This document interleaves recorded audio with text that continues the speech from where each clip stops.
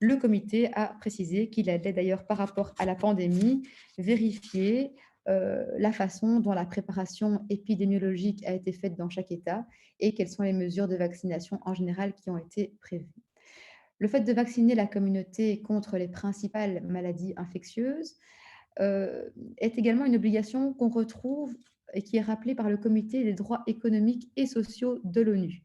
Et ces deux organes rappellent fréquemment l'importance des programmes de promotion de la santé et l'importance de parler notamment de vaccination à l'école. Pour résumer ce premier point, ce que je veux dire par là, c'est que l'État n'a pas que des obligations d'abstention par rapport aux droits fondamentaux, il a également des obligations d'agir. Si une obligation vaccinale n'est pas une demande du Comité européen des droits sociaux, il faut en tout cas savoir que celui-ci répertorie quand même les obligations vaccinales existantes afin de vérifier la façon dont un État lutte contre des maladies infectieuses et épidémiques.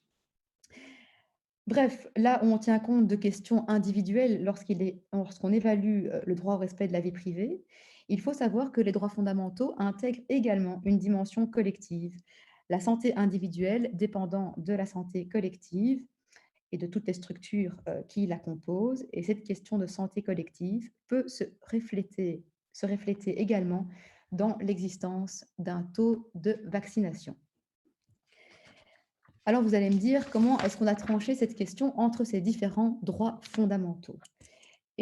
On a déjà eu un cas de figure en Belgique grâce ou à cause, diront certains, mais de la vaccination obligatoire anti-poliomyélitique, où la Cour de cassation a tranché le débat, c'était en tout cas en 2013, et elle a bien expliqué que dans ce cas de figure-ci, la protection de la santé pouvait donc faire en sorte qu'on accepte une obligation vaccinale de ce type et que l'atteinte finalement donc à l'intégrité physique eh bien n'était pas une atteinte qui était illégale, une ingérence plutôt qui était illégale. On pouvait donc subsister avec, avec ce sentiment qui reste présent évidemment pour des personnes, mais donc ici la Cour a clairement tranché dans un sens. Et un argument que l'on retrouve fréquemment aujourd'hui, c'est de dire mais que se passe-t-il par rapport à la loi relative aux droits du patient? Cette loi, évidemment, essentielle, capitale, et je pense qu'il est important d'en préserver tout ce qu'on peut en préserver également dans ce cas de figure. Mais la Cour de cassation a clairement dit qu'elle ne s'applique pas dans ce cas de figure-ci parce qu'elle concerne la relation entre le patient et le praticien professionnel. Alors récemment, on a encore eu la confirmation, c'est un arrêt extrêmement attendu, la confirmation en tout cas de la façon dont les obligations vaccinales pouvaient être perçues par nos organes de droits fondamentaux au niveau européen.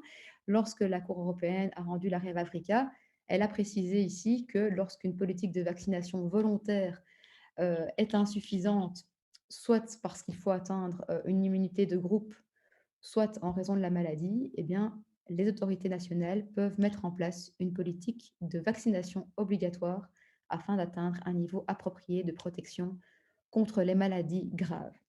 Alors, je reviendrai sur cet arrêt parce que, voilà, j'avais envie de dire, il donne vraiment des consignes très importantes sur la façon dont une obligation vaccinale peut être mise en place en Belgique, même si ici, ça concerne les enfants. Ce n'est pas pour cela qu'il n'y a pas certains principes généraux qu'il ne faut pas extraire de cet arrêt.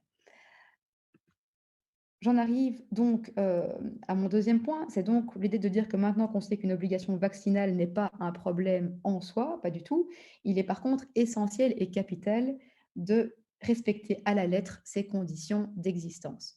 Et ces conditions d'existence, elles sont au nombre de 3. Pour rappel, parce que vous l'avez déjà entendu lundi, il faut donc un texte législatif, un objectif légitime et que cette mesure passe le test de proportionnalité à travers différentes sous-questions que je vais élaborer avec vous. Alors tout d'abord, un texte législatif de l'autorité fédérale, donc pour une fois c'est un effet facile vu qu'ici nous savons que l'obligation vaccinale donc, est une matière exclusivement fédérale, ce qui va sans doute simplifier les choses. Par contre, ce qui est vraiment intéressant, c'est que pour une fois avec le débat que vous êtes en train d'ouvrir au niveau du Parlement fédéral, on va avoir des très belles traces de cette question et ça sera une première, il faut le dire, en Belgique, vu jusqu'à présent, nous avons en effet uniquement des arrêtés royaux qui ont permis donc de mettre en place des obligations vaccinales, mais il y a très, très peu de traces de débat. On retrouve dans des travaux préparatoires, de fait, par rapport à l'obligation vaccinale de la polio, certains éléments, mais très, très peu. Et on retrouve en 98 un accord du patronat, des organisations syndicales et de la médecine du travail qui se disent tous les trois favorables par rapport à l'obligation vaccinale relative à l'hépatite B. Donc déjà, voilà, le fait d'avoir un texte législatif sera une excellente nouvelle par rapport au passé. Deuxième point, il faut un objectif légitime. Alors, c'est en général assez facile d'atteindre l'objectif légitime dans le cadre de ce débat. Il faut parler de protection de la santé, mais par rapport au test de proportionnalité, qui est donc la troisième étape, il va être capital de préciser cet objectif et de vraiment dire qu'est-ce que vous recherchez ici. Le fait que le vaccin ne permette pas qu'il y ait donc une impossibilité de transmission, ne vide pas pour autant la question de l'obligation vaccinale. Il pourrait y avoir une obligation vaccinale pour différents types de raisons. Le fait de vouloir réduire les formes graves de la maladie, le fait de vouloir protéger le système de soins de santé, le fait de vouloir soigner des patients qui, pour l'instant, ne peuvent pas être soignés et qui attendent donc leur tour, vu qu'il y a en effet une certaine file d'attente. Donc ici, il est vraiment capital d'apporter ces justifications et la Ligue des droits humains, d'ailleurs, est très sensible aussi à cet aspect et j'y reviendrai. Troisième point, le test de proportionnalité. C'est évidemment ici l'aspect toujours le plus complexe. Il faut ici vraiment bien expliquer et bien mettre à plat toutes les réflexions qui se sont passées et aussi aider le pouvoir juridictionnel lorsqu'il doit répondre parfois donc, à certains recours. Ce que je veux dire par ici, c'est qu'il est essentiel de bien montrer tout ce qui a déjà été fait et d'évaluer les mesures qui ont été adoptées. Alors bien sûr, il est parfois complexe de pouvoir évaluer toutes ces mesures si des études et des recherches n'ont pas été lancées, mais il y a parfois des éléments, des données aussi internationales qui peuvent venir préciser certains éléments. Je pense au CST parce que là, en effet, on voit qu'il y a des données dans d'autres pays qui montrent l'effet de ce type de passe.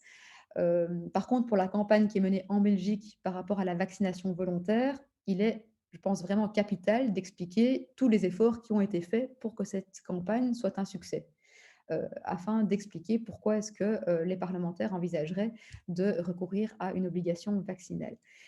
Je pense aussi qu'il est important de pouvoir préciser quelles sont les mesures qui ne sont pas souhaitées par le Parlement fédéral et qui sont plus attentatoires. Je pense à des questions de confinement ou des fermetures de secteurs qui pourraient ne pas être désirées par le Parlement et de préciser également quelles sont les mesures qui sont combinées éventuellement avec ce type d'obligation si vous décidez d'aller vers cela. Alors, une question qui peut se poser, c'est est-ce que le pass vaccinal serait moins attentatoire qu'une obligation vaccinale? Alors, personnellement, je ne le pense pas. Et quand on voit l'arrêt de la cour d'appel de Liège qui a été rendu à propos du CST, du Covid Safety Kit, heu, on voit d'ailleurs à plusieurs endroits dans cet arrêt que, la proportion, qu'il y a une proportionnalité qui est présente, notamment parce que ce CST est accessible à des personnes qui sont guéries ou qui ont réalisé un test, en dehors les 24 ou 48 heures. Donc, on ne peut pas être certain que l'arrêt de la cour d'appel de Liège sera suivi à l'avenir, mais en tout cas, on voit qu'une juridiction a été sensible à cette question. Et donc, je ne suis pas du tout certaine qu'un pass vaccinal, d'un point de vue purement technique, pourrait passer le test de proportionnalité. Alors, une obligation ciblée, non ciblée, c'est un débat très actuel aussi. Je pense qu'il y a voilà, plusieurs experts qui ont déjà fait part de questions plutôt liées à la praticabilité et des questions éthiques aussi. D'un point de vue purement technique et juridique, je pense que les deux peuvent se justifier et que ça dépend vraiment de la justification qui est apportée. Enfin, il est capital de prendre en compte les perspectives. Le traitement potentiel, évidemment, changerait fortement la donne par rapport à une obligation vaccinale si on réalise que ce traitement est efficace et effectif, et également le fait qu'on puisse, on l'espère, un jour sortir de la pandémie.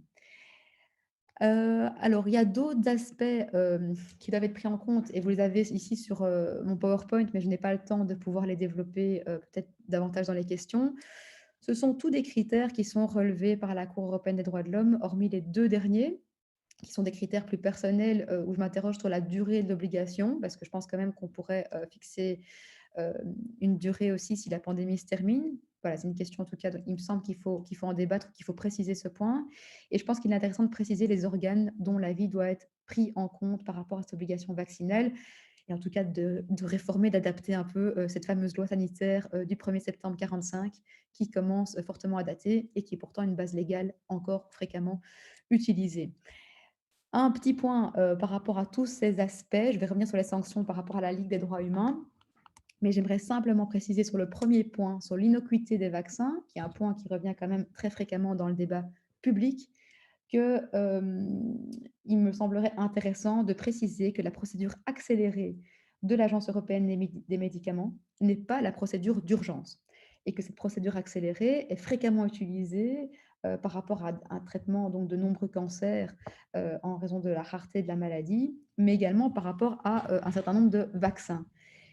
Et là-dessus, voilà, je pense qu'il y a lieu de pouvoir apporter, certains éléments, qui peuvent aussi, rassurer, la population, vu que cette question revient très fréquemment et je pense qu'il serait intéressant de l'écrire, noir sur blanc et d'ailleurs dans l'avis, de la section de législation du Conseil d'État qui vient d'être publié hier au sujet de l'obligation vaccinale du personnel soignant, il y a en effet le détail de cette procédure accélérée, et justement de ce qu'elle permet. Donc je pense que c'est un point qui est, tout à fait important dans ce débat. Alors il y a un point, qui, évidemment pose toujours, question et j'ai envie de dire où il y aura pas de réponse complète, qui pourrait être donnée par les parlementaires, c'est de savoir si ce moyen va permettre de rencontrer l'objectif poursuivi. Alors, il faut en effet, dans le cas d'une obligation vaccinale, expliquer que l'objectif, c'est bien d'augmenter le taux de vaccination, et on voit que les vaccinations existantes en Belgique ont eu, un certain, succès. Cela étant dit, on voit aussi dans certaines études, heu, que ça peut avoir des effets indésirables et qu'il faut faire attention par rapport aux autres vaccinations volontaires et à l'impact que ça pourrait produire. Voilà, je n'ai pas le temps d'expliquer tous les éléments de mon PowerPoint, mais vous les avez et je répondrai éventuellement à vos questions. J'aimerais maintenant terminer en abordant rapidement le point de vue de la Ligue des droits humains. Alors la Ligue des droits humains, pour l'instant, a vraiment essayé, durant cette crise, de concilier, les différents droits fondamentaux, de concilier également les dimensions collectives et individuelles des droits fondamentaux et dans ce débat, il lui semble important aussi de penser à la dimension universelle, de ces droits et de faire en sorte que l'ensemble de la population mondiale, ait accès à la vaccination. On insiste beaucoup sur l'importance de la communication également par rapport aux jeunes et ça serait sans doute opportun d'ailleurs de détailler ce qui a été fait par rapport à cette communication, dans le rapport destiné, au Comité européen des droits sociaux. Un point, je pense, qui sera, important ou qui intéressera, les députés, c'est que la Ligue des droits humains est plutôt opposée au pass vaccinal et à choisir, préfère une obligation vaccinale qu'un pass vaccinal, même si ce n'est pas à elle de choisir de l'opportunité, de prendre cette décision. Elle pense que le pass, pourrait être une forme d'obligation vaccinale déguisée. La responsabilité de l'État est beaucoup plus, diffuse et moins nette. Heu et il y a également une problématique en termes de non seulement de discrimination, mais également d'accès, à des données, à caractère personnel qui posent, davantage question. La Ligue des droits humains garde une vigilance sur le CST et alors, par rapport à l'obligation vaccinale, je dirais qu'il y a 6 points, si, je dois le résumer, qui sont vraiment, importants pour, notre organisation. C'est d'une part qu'on prend, acte du fait que l'obligation vaccinale entre bien dans le cadre des droits fondamentaux, comme l'a confirmé la Cour européenne des droits de l'homme. Deuxième point, on s'interroge par rapport au timing, mais donc là, je pense qu'en même temps, ce timing et le fait qu'il n'y ait peut-être pas d'urgence peut permettre, troisième point, d'avoir un vrai débat public, sur cette question d'obligation vaccinale et de parvenir à pouvoir mettre en place des formes de démocratie délibérative, sur un sujet, très sensible. On voit certains textes à l'étranger, je pense en Irlande, qui font, référence à des plateformes en ligne de crowdsourcing. Donc c'est quelque chose qui se fait et sur un sujet pareil, ça peut vraiment être, encore plus intéressant, de pouvoir vraiment en discuter, d'en faire un débat, sociétal, et d'apporter des éléments qui manifestement ne sont toujours pas passés. Ensuite, il est extrêmement important pour la Ligue de justifier, l'obligation vaccinale et l'évaluation des autres moyens qui ont été utilisés jusqu'alors. Heu, Alors, en avant-dernier point, la Ligue aura un point de veille très, très important sur la proportionnalité de la mesure, particulièrement sur les contre-indications et également sur les sanctions. Alors les sanctions, c'est un petit point, important. La Ligue est vraiment opposée aux sanctions pénales et elle proposerait un système, si l'obligation vaccinale était décidée, un système qui ressemble fort, en fait, à ce qui se fait en pratique pour la polio, mais qui n'est pas écrit sur papier. À savoir une obligation de discuter avec un service dédié, heu, à la vaccination en guise de sanction, plutôt que, une amende pénale et si amende, aussi sanction il doit y avoir, la sanction la plus légère possible, mais éviter à tout prix l'outil pénal et ne pas sanctionner, des publics qui sont déjà fortement précarisés et parfois en manque d'information. Enfin, et vous le savez, je pense maintenant, on en parle quand même, davantage au parlement, mais il est évidemment capital, et on le rappelle fréquemment, de demander l'avis de l'APD dès qu'il y a un traitement de données. Je n'ai pas le temps de développer ce point, ici avec vous aujourd'hui, mais dans l'avis de la section législation du Conseil d'État, il y a tout un développement, notamment sur le traitement de données à caractère personnel, qui est concerné donc par une obligation vaccinale. Voilà, pour rester dans les temps, je m'arrête là. Je vous remercie beaucoup pour votre attention et je me réjouis d'écouter le débat. Merci Monsieur Warmous. Voilà, il y a beaucoup de questions. Je vais essayer d'être brève. Je regarde le temps. Alors, tout d'abord, par rapport à la question relative par rapport au groupe d'âge, sur voilà, sur le fait de cibler des populations à risque. Les seuls éléments que je peux donner d'un point de vue juridique, c'est le fait que l'arrêt de la Cour européenne des droits de l'homme, par exemple, l'arrêt Africa, va plutôt dans le sens inverse que de vacciner les populations à risque. Bon, en l'occurrence, c'est des populations qui sont à risque parce qu'elles ne peuvent pas être vaccinées. Et donc, on demande à tout le monde de faire un effort pour précisément protéger ceux qui rencontrent ces contre-indications médicales. C'est pas pour autant que vacciner une population à risque poserait un problème d'un point de vue juridique et ça se rencontre dans pas mal d'autres pays, donc ça se fait. Après, il y a des questions de discrimination qui pourraient se poser, qui pourraient être vérifiées. Il y a sans doute un problème que j'entends plus quand j'écoute les auditions et qui est plus d'ordre pratique, c'est comment réussir à toucher aussi ces groupes à risque, vu que parfois ils s'ignorent et on ne peut pas les cibler. Et donc là, si la justification n'était pas assez solide, je pense que ça pourrait être problématique au-delà de la question éthique qui se pose et que certains soulèvent. Par rapport au fait de mener le débat public, est-ce qu'il est trop tard ou pas maintenant que le risque semble moins important? Personnellement, je pense qu'il n'est jamais trop tard et je crois vraiment que quand j'entends ce qu'on pense de l'obligation vaccinale, et qu'elle pourrait être perçue, comme ça vient d'être dit, comme un trauma, collectif, je vois vraiment tout l'intérêt en termes même, d'éducation à la santé, de discussion, de pouvoir faire comprendre quel est le rôle de l'État dans une pandémie, quel type d'obligation il est parfois amené à prendre, même si le Parlement ne la prend pas. Je trouve que c'est vraiment des, questions, fondamentales. Si on regarde historiquement ce que ces obligations ont parfois pu apporter, et quand je dis ça, je ne dis pas du tout qu'il faut adopter, une obligation vaccinale maintenant, mais je ne peux pas, nier le fait que, historiquement, quand on l'a fait pour la polio, on a forcé des communes à prendre en charge des dépenses par rapport à toute la population et à la protéger. C'était ça, l'objectif et c'était d'éradiquer, la maladie.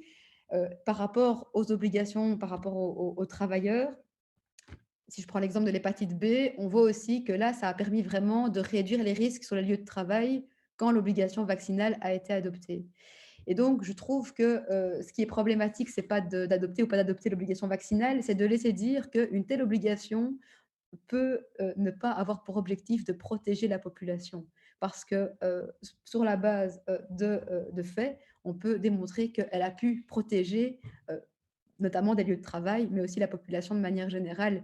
Et c'est ce discours-là qui, parfois, m'interroge. Alors, dernier petit point, ça par rapport à l'éducation, à la santé à l'école. J'ai analysé, notamment pour cette audition-ci, j'étais revérifier les obligations de chaque communauté et la façon dont elle les justifie dans le rapport de l'État belge. Je trouve qu'il y a trop peu d'indications sur les programmes de santé qui sont faits dans toutes les écoles. On a des détails un petit peu plus importants, de la part de la communauté flamande, mais pas tellement plus. On dirait qu'il y a un programme d'éducation à la santé qui a lieu chaque année, dans, les écoles néerlandophones. Mais je pense que c'est un point qu'il faudrait vraiment vérifier, et qui peut avoir un impact peut-être aussi sur un taux de vaccination.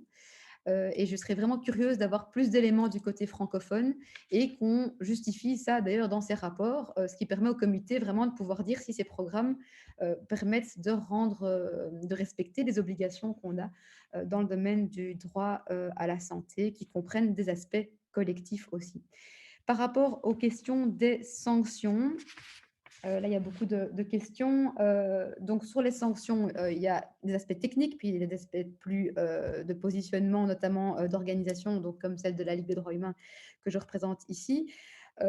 D'abord d'un point de vue technique, donc bon, dans l'arrêt Vavrica, qui est le dernier exemple qu'on a, ici, il y a eu en effet une exclusion de l'école, maternelle et puis il y a une amende administrative qui a été jugée comme étant modérée, par la Cour européenne des droits de l'homme et qui a été demandée à une reprise aux requérants. Il y a également un rapport qui a été rendu par un groupe qui s'appelle Lex Atlas. Enfin, c'est le nom du projet, Lex Atlas, qui rassemble une quarantaine de chercheurs internationaux, y compris en Belgique, mais ailleurs aussi, et ils font le point sur l'obligation vaccinale, et notamment sur la question des sanctions. Ils disent vraiment que la sanction la plus intrusive serait évidemment celle de la vaccination par la force. Et donc ici, c'est pas du tout, évidemment, ça serait même impossible au regard de la CEDH, ce serait vraiment de prendre le bras et de piquer dedans, hein. Donc là, ce n'est pas du tout cette vaccination obligatoire qu'on envisage, mais je reçois des courriers parfois allant dans ce sens. Donc je pense que c'est important de rétablir la vérité ici. Euh, Ce groupe dit aussi que les amendes pénales et toutes sanctions pénales sont aussi considérées comme les plus dures et qu'elles sont potentiellement non nécessaires s'il n'y a pas certaines circonstances qui sont réunies. Il précise enfin que l'imposition d'amendes administratives ou le conditionnement de biens, et je traduis en même temps de l'anglais, de biens à des biens et services, sont parmi les modes les plus acceptés pour introduire ce type de vaccination. Alors maintenant, ça c'est pour la partie technique. Pour la partie de positionnement de la Ligue des droits humains, la Ligue des droits humains, voilà, elle constate certaines dérives, notamment par rapport aux amendes qui sont adressées pendant la pandémie. Et donc, tant par rapport aux amendes pénales, bon, voire même dans certains cas administratifs, parce que ça peut être une extension du filet pénal, que par rapport à l'accès aux biens et services, heu, il y a pas mal de problématiques qui pourraient se poser et bien sûr, heu, il ne faudrait pas permettre, de rendre inaccessibles des biens et des services, essentiels. Mais, de manière plus générale, la Ligue des droits humains préfère, une sanction qui ressemble fort, en fait, à la proposition de monsieur Gilbert, qui est celle d'aller discuter avec un service, pour parler de la vaccination. Et manifestement, ce travail par étapes, j'entends ce que M. Baclaine me dit aussi, mais ce travail par étapes d'aller rencontrer un service et de ne pas directement euh, sanctionner quelqu'un est déjà ce qui se fait pour la polio. À part que ce n'est pas écrit dans le texte. Mais donc, il suffirait, j'ai envie de dire, de formaliser ce qui se fait déjà par rapport à une autre obligation vaccinale qu'on connaît déjà en Belgique, si vous désiriez aller dans ce sens. Et sinon, pour le reste, voilà, la Ligue des droits humains est très intéressée par la proposition qui a été émise par Marius Gilbert, qui pourrait d'ailleurs être une proposition à court terme, qui pourrait tout à fait se conjuguer avec une réflexion, un débat public sur l'obligation vaccinale, au cas où, je réponds à une autre de vos questions, au cas où un variant plus méchant arriverait, qu'on aurait en effet un gros souci dans quelques mois, eh bien, autant prévoir et réfléchir alors à ce cadre, en discuter de façon longue et prendre au sérieux ce qui est dit. Pourquoi je dis prendre au sérieux? Parce que c'est une des critiques des débats publics, c'est le fait de ne pas prendre au sérieux ce qui y est dit quand ils sont organisés. Ce critère du débat public, je ne pensais pas l'entendre, mais il a été repris dans l'arrêt de Vavrica. Et donc, la Cour européenne des droits de l'homme regarde s'il y a eu en tout cas, je dirais certaines rencontres, mais des prémices, si pas un vrai débat public qui a eu lieu par rapport à l'obligation vaccinale. Donc, ça devient même maintenant un critère qui est également pris en compte par des organes des droits fondamentaux. Euh, Bien entendu, si on se dirige vers une sortie de la pandémie ou si le traitement permet de ne pas devoir se faire vacciner, je vous rejoins tout à fait sur le fait qu'alors cette obligation n'est pas nécessaire et il me semblerait assez facilement disproportionnée. Donc, c'est plus vraiment une question de préparation et de prévention à penser à un cadre qu'à le déclencher maintenant si les conditions deviennent meilleures, ce qu'on souhaite tous.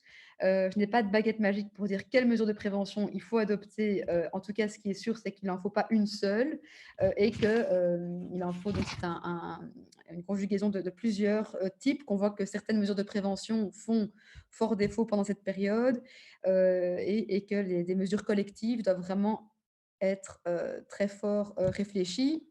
En droit du travail, vu que c'est ma matière à la base, les mesures collectives d'ailleurs précèdent les mesures individuelles en termes de prévention des risques. Et donc je pense aussi que c'est une question importante et je pense que l'obligation vaccinale par rapport notamment à un pass vaccinal, ça engendre aussi une différente euh, réflexion parce que c'est l'État qui prend une responsabilité par rapport aux citoyens, ce qui n'est pas le cas du pass où c'est le citoyen qui lui-même décide. Donc il y a là une différente posture aussi dans la façon de gérer ses droits fondamentaux. J'en arrive à d'autres questions sur le pass. Sur le pass, alors, pour être très clair, il y a de nouveau un aspect technique et puis un aspect de positionnement de la Ligue des droits humains. Sur l'aspect technique, pour répondre, je pense aussi à la question de Madame de Porter, mais également à d'autres questions qui m'ont été posées avant. Je ne sais plus très bien toutes les personnes qui m'ont posé les questions, mais j'ai vos noms ici sur ma feuille. Donc, la Cour d'appel de Liège a rendu cet arrêt sur le CST qui montre qu'en fait, le raisonnement est le suivant, ça montre qu'il faut en fait traiter de façon différente les personnes vaccinées des personnes non vaccinées parce que les premières font un effort pour la collectivité. Cela étant dit, cette cour va aussi prendre en compte le fait que le CST est ouvert donc aux personnes qui ont été guéries ou qui ont fait un test et que donc il est proportionné parce qu'il permet cela. Donc, d'un point de vue juste technique, je suis pas sûre, je ne sais pas si cet avis qu'on trouve donc dans cet arrêt de la Cour d'appel de Liège serait suivi par d'autres juridictions, mais je pense que c'est intéressant ici de se dire que ce n'est pas impossible. À l'inverse, je vous ai mis l'extrait de décision en annexe. Le Conseil d'État français vient de valider, lui, le pass vaccinal et a estimé que les problèmes de délégation aux personnes privées ne posaient pas problème, quoi qu'on pense des ASBL comme moi, notamment à la Ligue des droits humains. Il a tout à fait validé ce pass vaccinal, hormis pour des réunions politiques dans un cadre très ciblé, et c'était lié aux conditions qui étaient fixées pour ces réunions politiques. Donc, ce pass, techniquement, pourrait passer. Après, la Ligue des droits humains n'y est en effet pas favorable parce qu'on pense, en termes de proportionnalité, que ça pourrait poser plusieurs problèmes, des questions de discrimination, des questions de traitement à caractère personnel qui seraient plus massives, mais aussi parce qu'il y aurait beaucoup plus de responsables en fait de traitement et également de personnes qui auraient accès à ces données. Alors, il faut encore voir comment le système serait construit, donc c'est difficile de me prononcer de façon définitive ici, mais de fait, il faut le contrôler. euh, il faut le contrôler et donc il faut recourir à des personnes privées. Et donc la Ligue des droits humains, par rapport aux sanctions qui seraient possibles par rapport à l'obligation vaccinale, pense vraiment qu'il ne faudrait pas que cette obligation se traduise à travers un pass. Il ne faudrait pas que des personnes privées puissent contrôler cette obligation vaccinale, pour le dire rapidement. J'en arrive aux autres questions. Par rapport à l'indemnisation, je pense qu'il y a un point qui est peut-être plus de mon champ, parce que tout le reste, vous avez eu beaucoup plus spécialistes ici aujourd'hui avec Monsieur Dubuisson.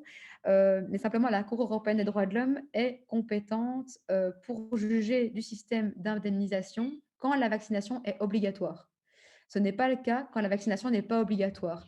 Donc, ça offre une garantie, je dirais, supplémentaire à choisir entre les deux de ce point de vue-là. Je n'ai pas dit que ça clôt du tout le débat, mais simplement, il y a une différence en termes de champ de compétences. Simplement, la Cour européenne va vérifier quel système national a été mis en place pour indemniser les victimes lorsqu'il est question de vaccination obligatoire, et elle ne le fait normalement pas lorsqu'il est question de vaccination volontaire.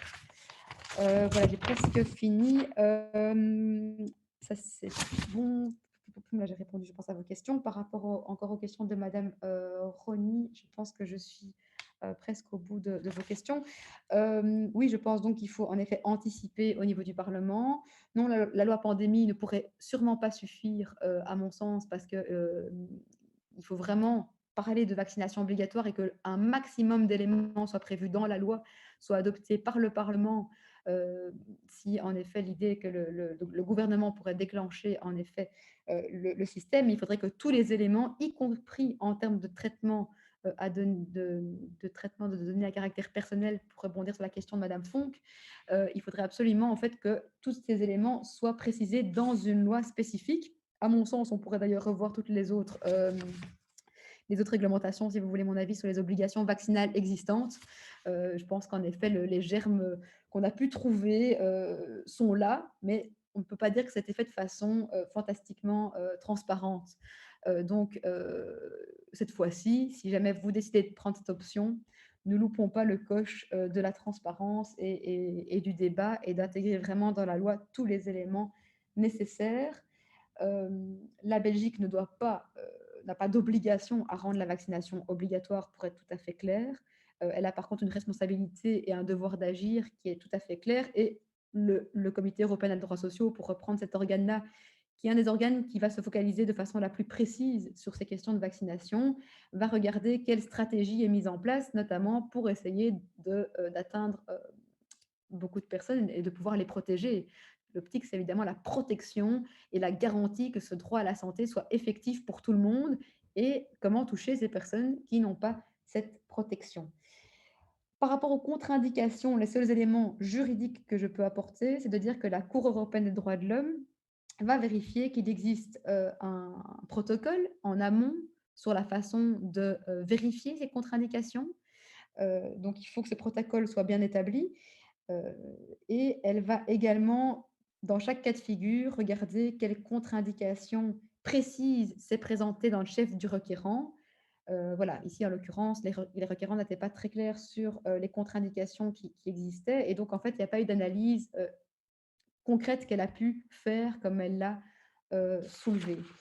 Mon dernier point, c'est sur le traitement des données à caractère personnel. Là-dessus, je vous renvoie vraiment vers l'avis de la section de législation du Conseil d'État qui est donc paru hier, que j'espérais obtenir plus tôt. Et donc, c'est l'avis 74.542/AG/AV, je pense, du 24 décembre 2021. Cet avis mentionne exactement ce qu'il faut pour qu'une obligation vaccinale puisse être conforme par rapport à la question des données à caractère personnel. Il faut demander l'avis de l'APD, il faut qu'il y ait une analyse d'impact quand le cadre a été bien défini. Donc, il faut respecter le principe de minimisation des données. Et en l'occurrence, ici, il y a des modalités par rapport au contrôle qui va être opéré en ce qui concerne l'obligation vaccinale qui avait été donc proposée, des modalités qui ne sont pas définies et donc qui posent problème.